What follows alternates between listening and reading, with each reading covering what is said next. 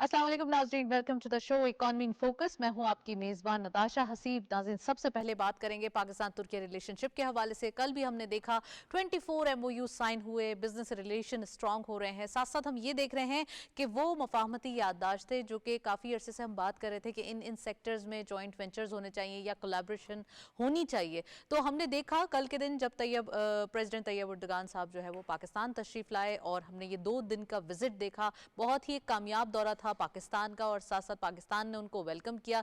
जैसे हम देखते हैं ना, एक ब्रदरली कंट्रीज के रिलेशनशिप होते हैं, फाइनली ऐसे ही कल भी देखा गया। और साथ साथ हमने ये भी देखा कि पाकिस्तान में जो बिजनेस कम्युनिटी है उन्होंने बहुत वेलकम किया।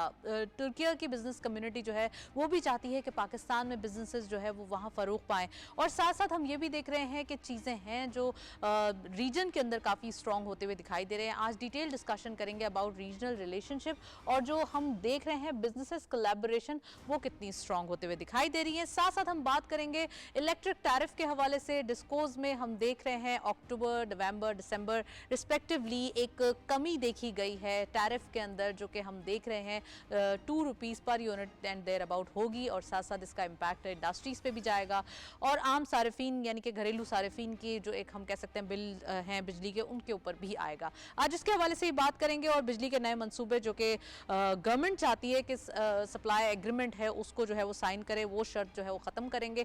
तो ये आज इसके ऊपर भी बात करेंगे। और साथ साथ एक और न्यूज़ जो आपको देना ज़रूरी है वो है आईएफसी के हवाले से, यानी इंटरनेशनल फाइनेंशियल कॉरपोरेशन। वो जो देखा जा रहा है यहाँ पर कि $20 बिलियन पाकिस्तान में इन्वेस्टमेंट की बात हो रही है। ये पाकिस्तान के प्राइवेट सेक्टर के अंदर इन्वेस्टमेंट आएगी। बहुत एक ह्यूज अमाउंट, हेफ्टी अमाउंट है और इसका क्या इम्पैक्ट होगा आज इसके हवाले से भी बात करेंगे।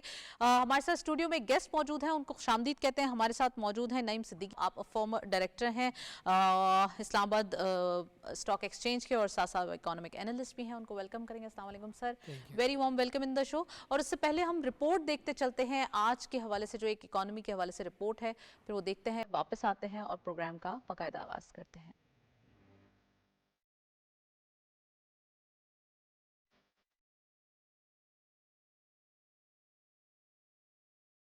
पाकिस्तान की आईटी बरामदात में हालिया अरसे में नुमाया इजाफा देखने में आया है। वज़ीर ममलकत बराए आईटी शिजा फातिमा ख्वाजा के मुताबिक आईटी बरामदात में 28% इजाफा हुआ है, जिससे ये 1.86 अरब डॉलर तक पहुंच गई है। इस तरक्की का एक अहम अंसर सऊदी अरब के साथ डिजिटल और इक्तसादी शराकतदारी का फरोग है। रियाज में मुनक्किदा लीड 2025 टेक कॉन्फ्रेंस में 100 से ज्यादा पाकिस्तानी आईटी कंपनियों ने शिरकत की, जहां मुख्तलिफ बैनुल अक़वामी इदारों के साथ मुतअद्दिद मुआहिदों पर दस्तखत हुए। हुकूमत ने अगले 5 सालों में आईटी की बरामदात के लिए $15 अरब का हदफ मुकर्रर किया है। इन आदाद शुमार से जाहिर होता है कि पाकिस्तान का आईटी सेक्टर तेजी से तरक्की कर रहा है, जो मुल्की मईशत के लिए एक मुस्बत अलामत है। हुकूमत की जानिब से आईटी बरामदात में मजीद इजाफे के लिए इकदाम जारी हैं, जिनमें digital foreign direct investment forum का जल्द इस्लामाबाद में इनेकाद भी शामिल है, जहां आलमी सरमायाकारों को शिरकत की दावत दी जाएगी। इन तमाम इकदाम से जाहिर होता है कि पाकिस्तान की आईटी सनत तेजी से तरक्की कर रही है और मुस्तकबिल में मजीद कामयाबियों की तवक्को की जा सकती है।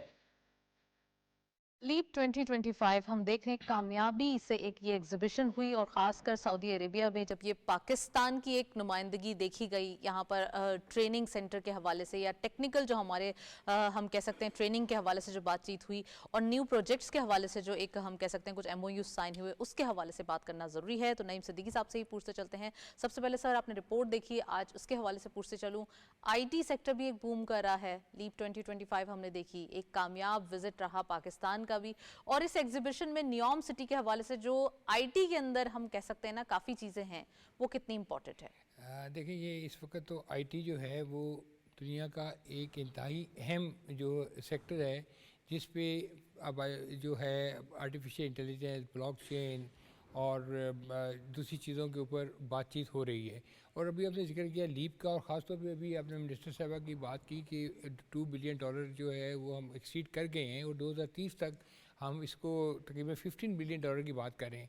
तो जब हुकूमत ने, प्राइम मिनिस्टर ने कहा है कि हमारी इकॉनमी $1 ट्रिलियन की 2035 में होनी है, तो उसके लिए ये फाउंडेशंस हैं।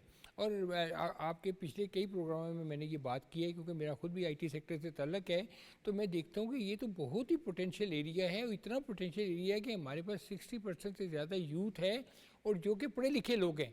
और ये एक ऐसा सेक्टर है जिसमें बहुत ज़्यादा पढ़े लिखे लोग भी और बहुत कम पढ़े लिखे लोग भी एक काम कर सकते हैं। यानी कि ये एक इसका ट्रिकल डाउन इफेक्ट होता है, प्रोजेक्ट्स पर ऊपर मिलता है, बड़े लोग इस पर काम करते हैं, फिर डाटा एंट्री का काम है, डेवलपमेंट का काम है, बहुत सारी चीज़ें हैं जो अब चैट बॉट आ गया है, दूसरी चीज़ें आ गई हैं। तो इसमें जो है ना बहुत ज़्यादा पाकिस्तान के लिए ख़ासतौर तरक्की के बहुत ज़्यादा मौके इसलिए हैं कि हम we are well aware of the English language, और दुनिया में जहाँ पे भी डेवलपमेंट के काम होते हैं वो ये लैंग्वेजेस यूज़ होती है। और हम भी जहाँ भी आजकल जा रहे हैं, जिन भी मुल्कों से हमारी बातचीत हो रही है, जो भी वफूद यहाँ आ रहे हैं, हम उन पर एम्फसाइज यही करेंगे कि हमारे में आईटी सेक्टर में बहुत बड़ा पोटेंशियल है, और आप हमें अपॉर्चुनिटीज़ दें, हमें इंटरनेशनल मार्केट दें, हम इसको देखें, उन मार्केटों को जाके एड्रेस करें। और वहाँ पे जो कॉस्ट ऑफ डूइंग बिजनेस बहुत ज़्यादा है, और पर आवर की जो उजरत है एक आदमी की वो बहुत ज़्यादा है, पर आवर वेज जो है ये बहुत वेजेस ज़्यादा बहुत ज़्यादा है, और यहाँ पे उसके मुकाबले में बहुत कम है। मतलब एक आदमी अगर अमेरिका में रोज़ का $200 में जो काम करता है, वो हम यहाँ पे $40 में काम करते हैं, और उससे मेरा ख्याल है कम बेहतर काम हम नहीं करते, क्योंकि इंटरनेट का काम है, जहन का काम है, टेक्नोलॉजी का काम है, it is similar everywhere. So I think, और ख़ासतौर पर भी आपने लीप की बात की, नियॉन सिटी की बात की, तो $400 बिलियन का शहर बन रहा है। आप सोचिए, बहुत गुंजाइश है 400 पाकिस्तानी बिलियन डॉलर में IT हमारे सेक्टर पास के लिए बहुत कितनी ज़्यादा है। गुंजाइश है हमारे। और सरप्राइजिंगली मैं आपको बताऊं कि हम अपने सेक्टर में देखते हैं बहुत सारे हमारे जो इंटेलेक्चुअल्स हैं, स्टूडेंट्स हैं, हमारे जो स्टार्टअप हैं, वो जा रहे हैं सऊदी अरब, मार्केटें तलाश कर रहे हैं। और इस वक्त सऊदी अरब ने भी बड़ी ओपनिंग की हुई है, दे आर वेरी ओपन, और वो वेलकम कर रहे हैं टेक्नोलॉजी के लोगों को कि वो लोग आएँ, और उनकी मुल्क की जो तरक्की है या तामीर है या फ्यूचर विजन जो MBS का जो विजन है, विजन 2040, वो ऐसा है कि they want to see Saudi Arab one of the leading country in the world. So I think हमारे जो सऊदी अरब के साथ रिलेशनशिप है, बहुत हमारा strong हक है। भी पहले बनता है, Exactly, हाँ। और हम उस काबिल भी हैं, ये दोनों चीज़ें। नहीं सर, आपने बिल्कुल सही बताया कि हमारी एक स्ट्रेटेजिक या जी। रिलीजियस हमारी जो एक कनेक्टिविटी जी, है वो जी, बहुत जी। ज़्यादा मायने रखती है। मैं पाकिस्तान और तुर्की के हवाले से पूछना चाहती हूँ, कल के दिन हमने देखा, इवन परसों जब रात को प्रेसिडेंट साहब तशरीफ लाए, टर्किश प्रेसिडेंट, और फिर पाकिस्तानी प्राइम मिनिस्टर साहब, प्रेसिडेंट साहब ने उनको वेलकम किया। फिर कल के दिन हमने एक एक्टिविटी देखी, तमाम जो हम चीज़ें हैं, चाहे थोड़ा सा हम बिजनेस एस्पेक्ट से बात करें, तो हमारे पास ये चीज़ें हैं कि बिजनेसेस के अंदर जो जॉइंट वेंचर्स हो सकते हैं, खासकर दिफाई ताउन के हवाले से जी, बात जी, हो रही जी। है, या फिर हम बात करें ईवी कार्स के हवाले से, जी, जो कि जी। हमने देखा भी कि फ्यूचर है। ईवी के साथ फ्यूचर दिखाई दे रहा जी। है। तो क्या लगता है नईम साहब, हम आने वाले दिनों में जो दोनों कंट्रीज हैं, ये कैसे कोलैब कर सकते हैं? देखिए, अगर आप मुझे कहना कि आप डिसाइड करें कि इन 3 मुल्कों से किसके साथ हमारे अच्छे ताल्लुकात हैं, जिसमें It is very difficult. Türkiye, हाँ, सऊदी yeah. अरब और चाइना, चाइना। तो मैं ये नहीं बता सकता कि, क्योंकि everybody is so good with us, हर एक के पास इतने अच्छे रिलेशनशिप है। और माशाल्लाह अभी आपने इस साल में देखें, जून से अब तक इतनी कॉन्फ्रेंसेस पाकिस्तान में हुई हैं, इतने वफूद आए हैं, जी। और तुर्की की तो बात ही हो रहा है। तुर्की में आप जाए ना, तो वो जब आप उनको आप कहते हैं ना पाकिस्तानी हैं, तो वो आपको इतना वेलकम करते हैं। और ये जो विजिट है, इसमें आप देखें, इसमें तुर्की के साथ हमारी सदियों की history, it is not matter of years, it is matter of centuries. फिर Right. हमारे इनके साथ जो है तलका तारीखी, इक़्तिसादी और हर किस्म के जो खिलाफत तरीके खिलाफत में सब कॉन्टिनेंट के लोगों ने जब 1990 से 1924 तक जो ये हुआ था, तो उसमें बड़े सदी के लोगों ने क्या नहीं दिया उनको, वो आज भी उसको याद करते हैं। तो this is the one aspect. और पाकिस्तान को जब अख्तर बना, तो पाकिस्तान को तस्लीम करने वाले जो पहले मुल्क थे, उसमें तुर्की शामिल था। फिर अभी आप देखें, तुर्की के साथ जो हमारे एग्रीमेंट्स हुए हैं, वो आप देखें, हमारी 24 एग्रीमेंट्स हुए। ये one of very rare kind of MOUs हैं कि जो किसी मुल्क के साथ पाकिस्तान ने एक दिन में किए हों। और इसमें जैसे आपने कहा, इलेक्ट्रिक व्हीकल की बात हो रही है, डिफेंस की बात है, फिर हम प्राइवेट कंपनीज को भी डिफरेंट देखा हमने। कल काफ़ी फाइनेंस मिनिस्टर साहब को एक्सप्लेन करते हुए टर्किश जो प्राइवेट कंपनीज है वो दिखाई दी। साथ साथ हमने ये भी देखा कि कुछ जॉइंट वेंचर्स ट्रेड के हवाले से किए गए। देखिए, ये जो प्राइवेट सेक्टर है, काम तो इसी ने करना है, गवर्नमेंट इज़ ए फैसिलिटेटर।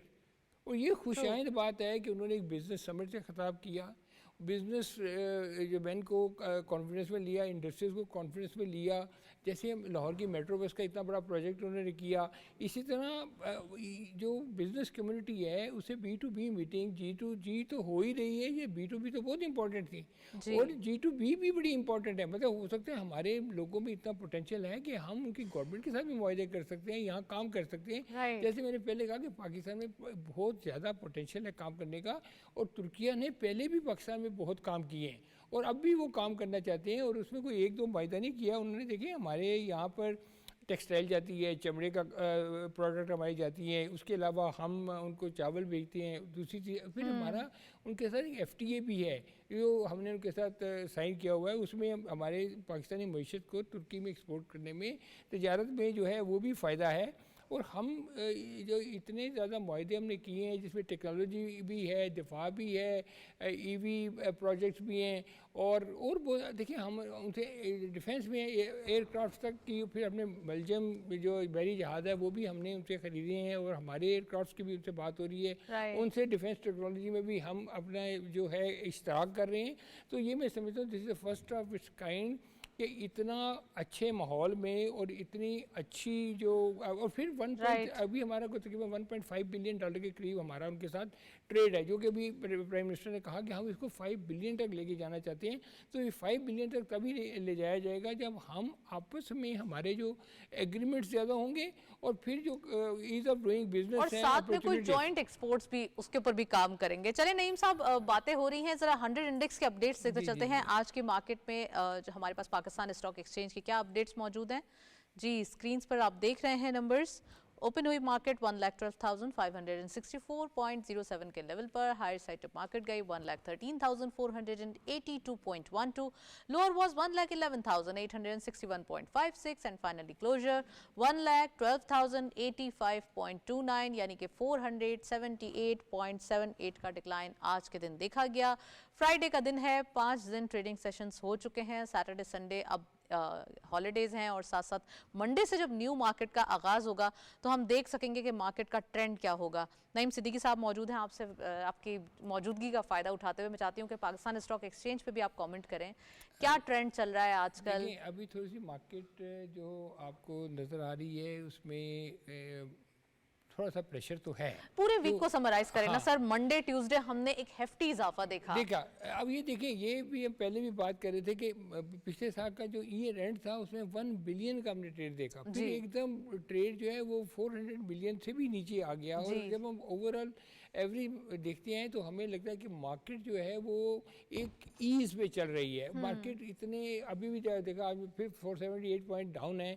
अभी वॉल्यूम जो है ना उतने ज़्यादा नहीं हो रहे जैसे कि पहले हो रहे थे। अच्छा, मार्केट में रिजल्ट सीजन भी है, रिजल्ट्स भी आ रहे हैं, रिजल्ट भी आ रहे हैं बिल्कुल इस वक्त। तो कैसे रिजल्ट्स आप एक्सपेक्ट कर रहे हैं? देखिए हम बहुत ज़्यादा तो एक्सपेक्टेशन नहीं है इस वक्त। सर बैंकिंग सेक्टर पे तो विन विन सिचुएशन है अभी, यहाँ पर सभी कह रहे हैं। बैंकिंग सेक्टर बिल्कुल अच्छा है, इस पर कोई शक नहीं, और ये वो सेक्टर है जिसमें लोग भी पैसे कमाएंगे और ये सेक्टर भी बेहतर होगा। लेकिन जब आप स्टॉक एक्सचेंज को ओवरऑल देखते हैं ना तो ओवरऑल फिर वो भी सेक्टर देख रहे होते हैं कि जो परफॉर्म नहीं कर रहे। अच्छा। तो फ्यू सेक्टर जो परफॉर्म कर रहे हैं उनकी वजह से हमारी मार्केट जो है बहुत अप जा रही है मार्केट में। लेकिन बुलिश ट्रेंड भी आपको कहीं की देखने में मिलता है। जब वो देखने में मिलता है तो फिर आपके जो हैं इन्वेस्टर जो हैं वो थोड़ा सा, लेकिन मेन चीज़ जो स्टॉक मार्केट में हमें इस वक्त चाहिए वो FDI चाहिए, बाहर की इन्वेस्टमेंट चाहिए, उसमें थोड़ा सा कॉन्फिडेंस ज़्यादा बिल्ड होना चाहिए। लेकिन अभी जो मार्केट में बेहतरी आप देख रही हैं वो इसकी वजह से है, ये जो हमारी इस वक्त मुआशी पॉलिसीज़ गवर्नमेंट की है ना ये बेटर हो रही है। हुकूमत इस वक्त नो डाउट के लोगों का कॉन्फिडेंस बढ़ाने में, बेहतर करने में काफ़ी हद तक कामयाब हो गई है। और अभी आप देख रहे हैं कि जो है आज महंगाई की जो फिगर्स आए हैं वो भी कम आए हैं, 0.2%। तो लगता है कि हम तो शायद डिफ्लेशन में चले जाएं। सर बिल्कुल जाएंगे, क्यों नहीं जाएंगे। अच्छा सर, IFC के हवाले से बात करें। IFC जो एक प्राइवेट सेक्टर के अंदर इन्वेस्टमेंट अपॉर्चुनिटीज देख रहा है जी, आप और हम ऑफ द रिकॉर्ड भी बात कर रहे थे। जी। कैसा लग रहा है सर? $20 बिलियन, इट देखिए मींस एक ह्यूज hefty ये अमाउंट। तो मैंने आपको बताया कि ये पाकिस्तान के लिए बड़ी अच्छी खबर है कि ये रिक्रूटिंग्स के जो मायदे हैं, पर्टिकुलरली प्राइवेट सेक्टर में ये इन्वेस्टमेंट की बात हुई। सबसे इंपॉर्टेंट चीज़ ये है कि इस जी। इन्वेस्टमेंट से प्राइवेट सेक्टर में भी जाएगी।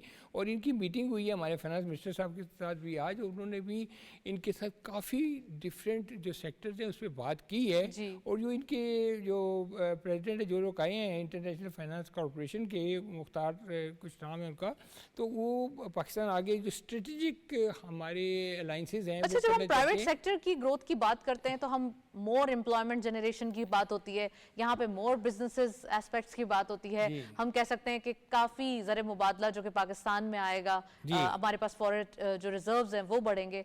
तो कैसा लगता है सर, खासकर प्राइवेट सेक्टर जब अब ग्रो करेगा तो? देखिए जी, बॉटम लाइन ये है कि बिजनेस ही वो है जो प्राइवेट सेक्टर करता है, राइट। क्योंकि प्राइवेट सेक्टर का काम है बिजनेस करना।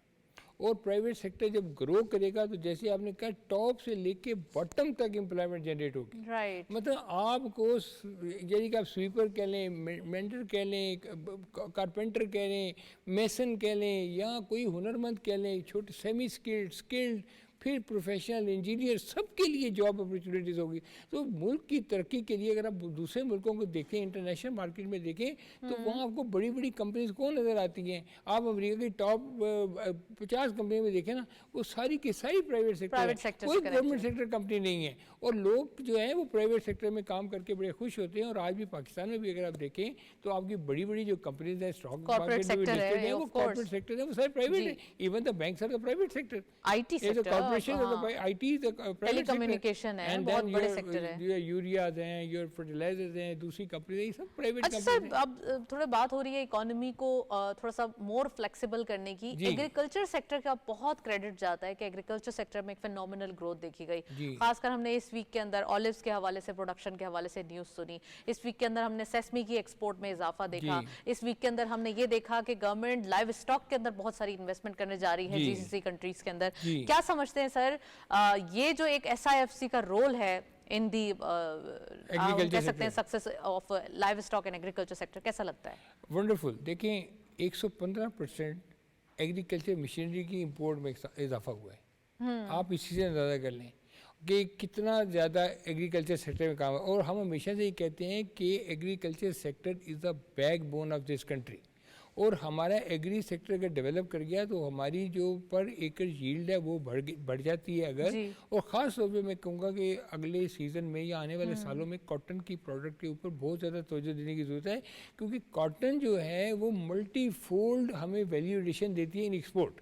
हमारा टेक्सटाइल का अगर 16-17 बिलियन डॉलर का एक्सपोर्ट है, तो अगर हमारे पास कॉटन ज़्यादा हो, अपनी हो, तो हम 20 से 25 बिलियन डॉलर की एक्सपोर्ट कर सकते हैं। तो हम इंपोर्ट बेस अगर रॉ मटेरियल से एक्सपोर्ट करते हैं तो हमारा फॉरेन एक्सचेंज भी ज़ाया होता है।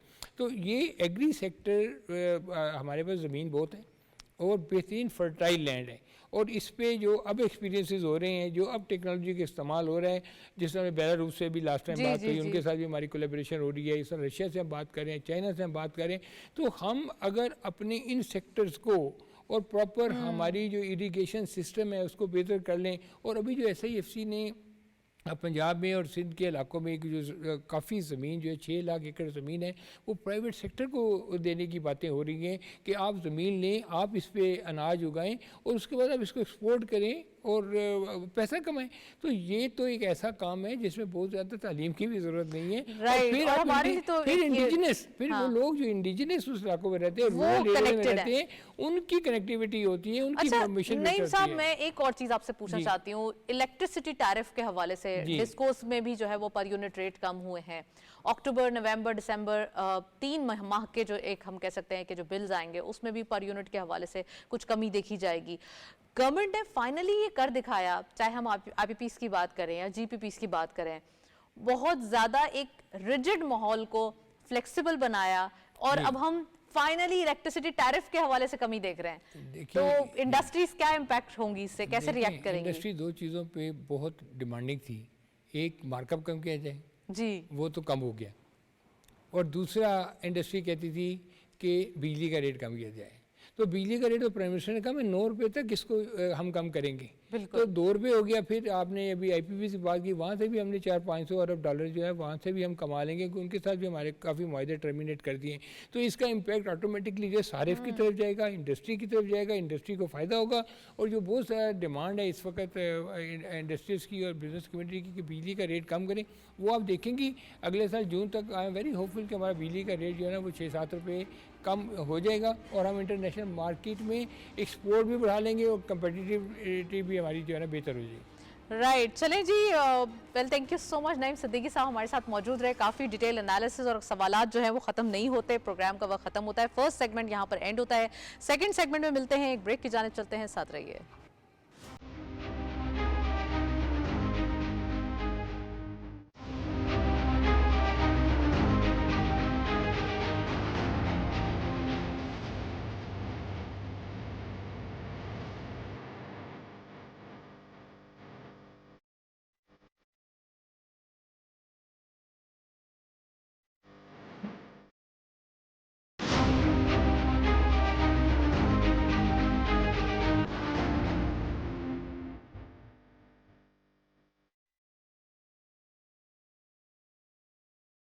वेलकम बैक नाजरीन।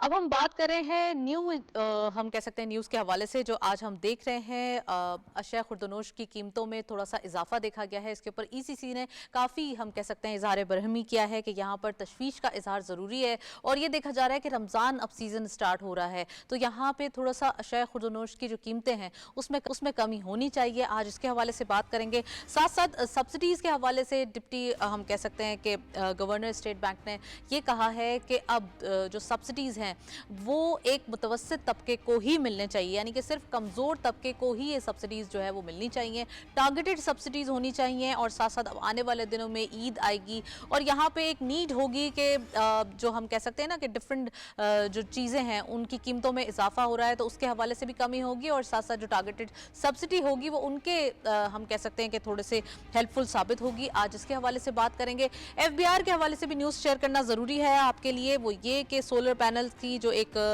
ओवर इन्वॉइसिंग का इंकशाफ हुआ है, उसके हवाले से FBR जो है वो इसके ऊपर काम कर रहा है। साथ साथ हम देखेंगे कि आने वाले दिनों में कोई क्रैकडाउन होगा, वो आपके सामने लेकर आएंगे न्यूज़। और साथ साथ टैक्स हुक्काम ने थोड़ा सा एक कह सकते हैं ना कि मुनज़्ज़म कारकर्दगी दिखाने के लिए एक मुसव्वदा तैयार किया है, इसके हवाले से भी बात करेंगे। FBR में हमने इससे पहले भी देखा था कि रीस्ट्रक्चरिंग हो रही थी, रिफॉर्म्स देखे जा रहे थे और एग्रीकल्चर सेक्टर को भी टैक्स सेट में लाया गया। तो आने वाले दिनों में यकीनन हम मजीद इसमें जो है वो डेवलपमेंट्स देखेंगे। आज FBR के हवाले से भी डिटेल डिस्कशन करेंगे। साथ साथ हमारे साथ लाहौर स्टूडियोज़ में गेस्ट मौजूद हैं, उनको खुशामदीद कहेंगे। साथ मौजूद हैं काशिफ अनवर साहब, आप इमीडिएट फॉर्मर प्रेसिडेंट हैं Lahore chamber of commerce and industries के, उनको वेलकम करेंगे। अस्सलाम वालेकुम sir, very warm welcome in the program. क्या कहेंगे, एक पॉजिटिविटी देखी जा रही है, गवर्नमेंट इनिशिएटिव और टारगेटेड सब्सिडीज़ की बात हो रही है, ख़ासकर उस मुतवस्सित तबके के लिए जो कि अब रमज़ान सीज़न भी आ रहा है और हिस्टोरिकली ऐसा देखा जाता है कि फूड प्राइसेस शूट कर जाते हैं रमज़ान सीज़न में, तो थोड़ा सा इसको भी देखा जाएगा। और साथ साथ टारगेटेड सब्सिडी जो कि एक IMF की हम कह सकते हैं ना कंडीशनैलिटी में भी नहीं आएंगे, हम कैसे देख रहे हैं सर? देखें, बहुत खुशाइंद बात है, जैसा कि हम सब देख रहे हैं कि चीज़ों की प्राइसेस का डिक्रीजिंग ट्रेंड है, इन्फ्लेशन कम हो रही है, इंटरेस्ट रेट भी कम हुआ है। अभी IPP से भी जो बात हो रही थी, बिजली की भी कीमतें कम होंगी, और अगर कम नहीं भी होती तो इस वक्त जो बहुत ज़्यादा जो अनस्टेबिलिटी थी कि प्राइसेस बढ़ रही हैं, प्राइसेस एक जगह पे मुस्तहकम हो गई हैं, तो आवाम के लिए यही बहुत खुशाइंद बात है कि जिस तरह से प्राइसेस बढ़ रही थी, अगर वो एक जगह पे रुक जाती हैं और वहाँ से रिवर्सल स्टार्ट हो जाता है तो ये बहुत अच्छी बात है। रमज़ान से पहले बिल्कुल ये तो हम तमाम पाकिस्तानियों बल्कि तमाम मुसलमानों की ये ज़िम्मेदारी है कि प्राइसेस को रमज़ान से पहले बढ़ाया ना जाए, बल्कि अपने जितने भी त्यौहार आते हैं उनसे पहले प्राइसेस को कम किया जाए। तो फिर वही जिस तरह गवर्नमेंट हर दफ़ा करती है, रेट्स करती है, जो भी होर्डिंग करते हैं और चीज़ों को छुपा लेते हैं, तो हमें अपनी ज़िम्मेदारी को पूरा करना चाहिए ताकि गवर्नमेंट को ऐसे कवानीन और गवर्नमेंट को ऐसे इकदाम ही ना करने पड़ें कि किसी की कोई दिल आज़ारी हो या किसी के साथ कोई सख्त रवैया इस्तेमाल करना, गवर्नमेंट को सख्त करना पड़े। तो ये अगर हम ये बात करें कि जो करंट अभी भी आप बात कर रही थी कि ECC ने जो बरहमी का इजहार किया है प्राइसेस पे, तो वो इसीलिए किया कि जब एक बहुत अच्छा ट्रेंड है हमारा डिक्रीजिंग, प्राइसेस कम हो रही हैं, तो क्यों अब प्राइसेस को बढ़ा दिया गया, और क्यों कोई एक ऐसा इवेंट भी नहीं आया, इंटरनेशनली भी प्राइसेस जो हैं वो मुस्तहकम है, हमारी इंटरनेशनल फ्यूल ऑयल की प्राइसेस भी मुस्तहकम है, तो ये क्यों और जो अगर हम कमोडिटीज़ की प्राइसेस को भी देखें तो यहाँ पर कोई एक ऐसा चेंज नहीं आया इंटरनेशनली भी कि जिसकी वजह से हमारी यहाँ पर प्राइसेस बढ़ जाएं। तो हाउएवर ये गवर्नमेंट का जो कर रही है काम बहुत अच्छा, उसके अफेक्ट्स आ रहे हैं आवाम के साथ, तो ऐसी कोई बात नहीं होनी चाहिए। जी राइट काशिफ साहब, अगर हम बात कर रहे हैं इन्फ्लेशन के हवाले से, मंथ ऑन मंथ बेसिस पे अगर हम फूड इन्फ्लेशन देखते हैं या नॉर्मल जनरल इन्फ्लेशन देखते हैं तो नंबर्स में कमी देखी जा रही थी। अगर इस तरीके से देखा जाएगा, थोड़ा सा प्राइस शूट करेंगे या फूड प्राइसेस खासकर जो कि रमज़ान के लिए भी एक हम कह सकते हैं ना कि कम होने चाहिए, और इसके ऊपर गवर्नमेंट ने काफ़ी काम किया है, और इसमें क्या इन्फ्लेशन शूट करने का कोई इम्पैक्ट आएगा? क्योंकि हम इंटरेस्ट रेट ऑलरेडी कम होते हुए देख रहे हैं, डिक्लाइनिंग ट्रेंड है, फिर पॉलिसी अनाउंसमेंट भी आ जाएगी इस मंथ के एंड में, तो क्या लग रहा है आपको कि इसका इम्पैक्ट क्या आएगा, या फिर गवर्नमेंट इस पर पहले ही काबू पा लेगी क्योंकि ईसीसी ऑलरेडी थोड़ा सा बकअप है, वो चाहती है कि नहीं प्राइसेस जो है वो थोड़े से टारगेटेड रहें, नॉर्मल रहें?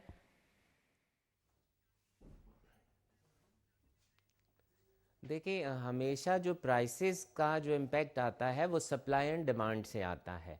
अब नॉर्मली रमज़ान में हमारी तमाम चीज़ों की जो कमोडिटी की जो कंजम्पशन है वो बढ़ जाती है, जिसमें मैदा और जिसमें फल, जिसमें सब्जियां, इनकी कंजम्पशन बहुत ज़्यादा बढ़ जाती है। तो इस वजह से ये ज़रूरी नहीं है कि हमारी उन्होंने जानबूझ के होर्डिंग की वजह से या किसी और फैक्टर की वजह से कमोडिटी की प्राइसेस बढ़ गई हैं। ये अगर डिमांड बढ़ेगी तो अल्टीमेटली उसकी कीमतें भी बढ़ेंगी, लेकिन गवर्नमेंट जो है वो हर साल की तरह जिस तरह रमज़ान बाज़ार लगाती है, बाकी बाज़ारों का इनेकाद करती है, और वहाँ पर प्राइसेस को मेंशन कर दिया जाता है कि इस प्राइस से ज़्यादा आप अपनी कीमत को नहीं बढ़ाएंगे। तो उम्मीद है इस दफ़ा भी हमारी चीनी की प्राइसेस, हमारी फलों की प्राइसेस जो ज़्यादा इस्तेमाल होती हैं, बेसन की प्राइस, ये चीज़ें जो रमज़ान में ज़्यादा इस्तेमाल होती हैं, गवर्नमेंट कोई ऐसी ज़रूर अपनी स्ट्रैटेजी बनाएगी कि ये प्राइसेस ना बढ़ें, और अल्टीमेटली फिर इन्हें कुछ सब्सिडी भी देनी पड़ेगी। चाहे हम IMF की बात भी करते हैं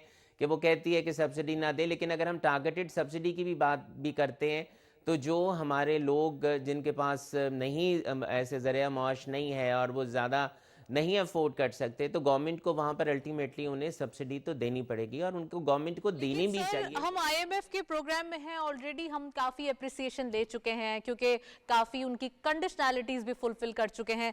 अब हमारे पास ये ऑप्शंस हैं कि हम सिर्फ मुतवस्सित तबके यानी कि जो कमजोर तबका है सिर्फ उसी को सब्सिडाइज किया जाए, एक टारगेटेड सब्सिडी दी जाए, यानी कि कैश की सूरत में उन्हें पैसे दिए जाएं, क्योंकि आपको याद होगा यूटिलिटीज के हवाले से भी कुछ इश्यूज हो रहे थे तो उनको हटाया गया और साथ साथ टारगेटेड सब्सिडी की बात की गई, यानी कि अब कैश की सूरत में मदद की जाएगी कमजोर तबके की और साथ साथ उनको फ्लरिश भी किया जाएगा और आने वाले दिनों में, ताकि जो एक इश्यूज हैं या हम कह सकते हैं ना कि बाद में कोई इशू जनरेट ना हो और IMF से हमें कोई ऐसी आने वाले दिनों में कोई हिकअप्स का सामना ना करना पड़े। क्या कहेंगे इसके हवाले से? जी, क्योंकि IMF तो बिल्कुल जी बिल्कुल, जैसे बेनज़ीर इनकम सपोर्ट प्रोग्राम है, IMF को उस पर कोई एतराज़ नहीं है कि वो प्रोग्राम के तहत हम ज़्यादा से ज़्यादा अपने लोगों की मदद कर सकें, और उसमें उनका एक डाटा भी आ जाएगा और वो लोग बढ़ते भी जा रहे हैं, और उनका जो एक फंड था वो पिछले सालों से उसमें बढ़ रहा है, और IMF के साथ वो IMF ऑन बोर्ड है कि अगर ये जो हमने बेनज़ीर इनकम सपोर्ट फंड में जो रकम हमने मुख्तस की हुई थी और जो वो रकम बढ़ाई है, IMF चाहता है कि ज़्यादा से ज़्यादा लोगों को इसी में ला कर दिया जाए और पैसे दिए जाएं, क्योंकि उनकी उस तरह से किसी भी प्रोडक्ट में या आइटम या किसी कमोडिटी या सेक्टर में जाके उसको सब्सिडी देना वो शायद IMF नहीं मानता, लेकिन IMF यहाँ पर इन लोगों को जो मुतवस्सित तबके के लोग हैं उन्हें सपोर्ट करने के IMF बिल्कुल हक में है। अच्छा राइट, आपने कमोडिटीज का जिक्र किया। अब हम ये देख रहे हैं कि थोड़ा सा इंटरनेशनली भी गोल्ड के प्राइसेस में इजाफा हो रहा है, तो क्या इन्फ्लेशन पुश होगी इंटरनेशनली? क्या इम्पैक्ट दिखता है? देखें, हमेशा ये भी देखें, इस वक्त जो सिनेरियो है वो इंटरनेशनली चेंज हो रहा है और बहुत सी चीज़ें नई अमेरिकन गवर्नमेंट के आने के बाद भी हो रही हैं। और जो जो गोल्ड की प्राइसेस बढ़ती हैं, चूँकि ये सेफेस्ट एक ऐसी कमोडिटी है जिसमें इन्वेस्टमेंट की जाती है, और जब आपकी कहीं और जगहों पर जब आप समझते हैं कि नहीं हो सकती इन्वेस्टमेंट, तो गोल्ड में इन्वेस्टमेंट की जाती है। तो अगर इंटरनेशनली इसकी प्राइस बढ़ रही है, तो इसका ये मतलब है कि इसकी डिमांड में इंक्रीज़ हुआ है। तो चूंकि डिमांड और सप्लाई का ये एक यहाँ पर एक फैक्टर है, इस वजह से इंटरनेशनली आपकी प्राइसेस बढ़ी हैं। और जब गोल्ड की कीमत बढ़ती है तो और ऑफ कोर्स जब सेफ हेवन के अंदर लोग इन्वेस्टमेंट करते हैं तो उससे फ़ायदा भी होता है। जब बात हो रही है गोल्ड की तो कमोडिटीज़ रेट देखते चलते हैं आज की मार्केट में गोल्ड रेट क्या रहे। Let's have a look on screens.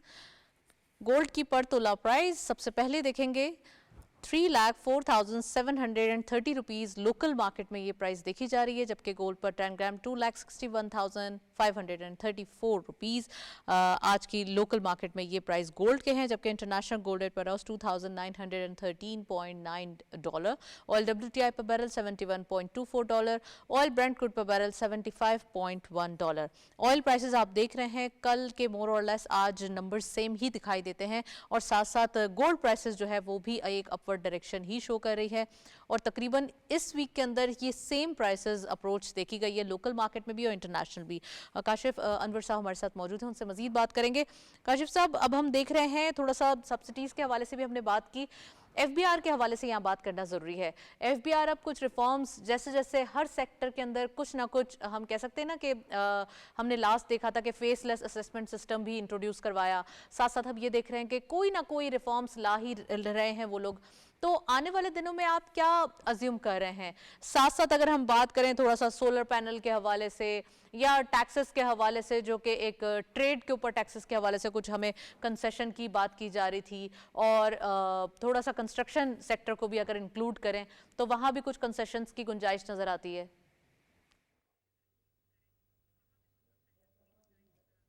देखिए, इट इज़ वेरी इम्पॉर्टेंट कि अगर हम ये चाहते हैं कि हमारी इकोनॉमी मूव करे, तो उसमें एक तो ये बहुत बड़ी बात है कि जो पैसा आपका इकोनॉमी के अंदर नहीं है, उस पैसे को इकोनॉमी के अंदर लाना है।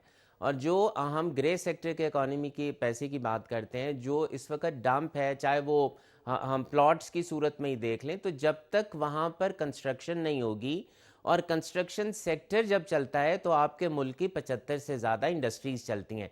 तो अल्टीमेटली इसका बेनिफिट हमारी इंडस्ट्री को होगा, हमारी इकोनॉमी को होगा।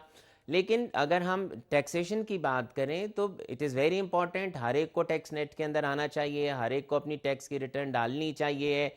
लेकिन हमें जो ग्राउंड रियलिटीज़ हैं उसको भी ज़रूर देखना चाहिए कि ग्राउंड रियलिटीज़ क्या कहती हैं। हमारे टैक्स के रेट्स ज़्यादा हैं, जब तक हम अपने टैक्स के रेट्स को कम नहीं करेंगे, और ये हम हर वक्त ये बात करते हैं कि जब तक हमें ज़रूर जाना है, जैसे कि फेसलेस असेसमेंट की बात हुई है, हम डिजिटाइजेशन की तरफ जा रहे हैं, हम अपने बहुत से इंटीग्रेटेड हमारे डिपार्टमेंट्स, जो रेवेन्यू कलेक्टिंग डिपार्टमेंट्स हैं, वो बहुत ज़्यादा इंटीग्रेटेड हो गए हैं।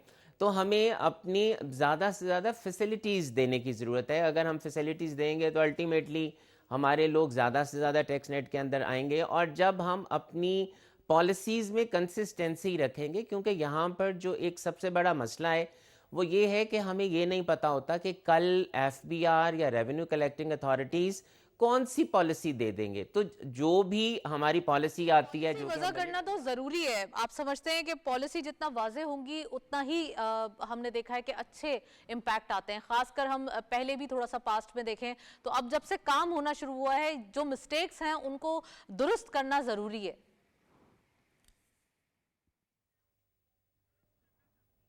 जी बिल्कुल, इसमें कोई दो राय नहीं है। देखें, अब उसको वाज़े करना, लेकिन इसमें भी कोई दो राय नहीं है कि जब कानून आता है तो कानून को साल के बाद आना चाहिए। जैसे पे कि पहले मैं बात कर रहा था कि जब बजट आता था, हमारी तमाम पॉलिसीज़ पहले आ जाती थी और ये पता होता था एक इन्वेस्टर को कि एक साल में कोई चेंज नहीं आएगा।